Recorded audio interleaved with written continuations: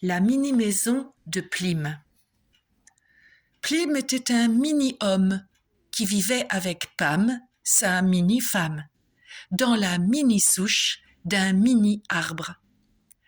Mais bien que petit, Plim rêvait en grand. Il s'attelait depuis des mois au plan de construction de sa mini-maison.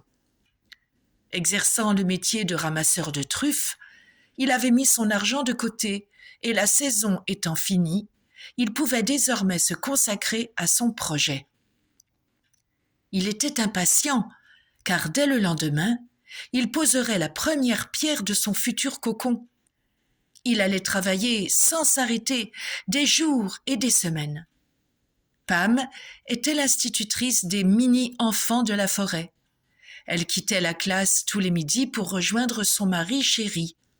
Mais Plim lui demanda de ne plus venir, car il voulait travailler seul pour lui faire la surprise quand tout serait fini. Ce jour arriva quelques semaines plus tard.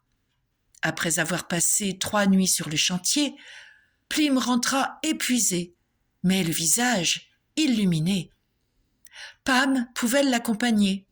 La mini-saison était terminée. Le résultat dépassa toutes ses attentes. La petite maison blanche aux volets bleus était ravissante. Passée la mini-terrasse, Pam rentra dans une mini-cuisine dont tous les meubles pouvaient être déplacés selon la place désirée.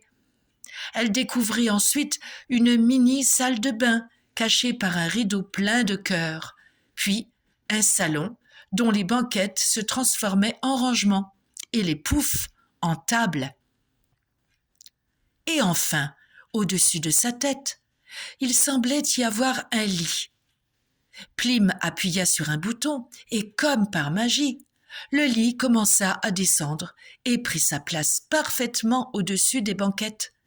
Il avait tout calculé au centimètre près, et c'était parfait. Une enveloppe attendait Pam sur un oreiller.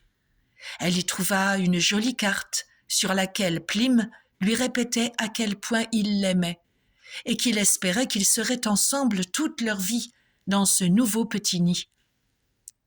Les amoureux s'installèrent dans leur mini-château et vécurent heureux sans jamais se quitter. Preuve que ce n'est pas parce qu'un cœur est mini que l'amour dont il est rempli n'est pas maxi.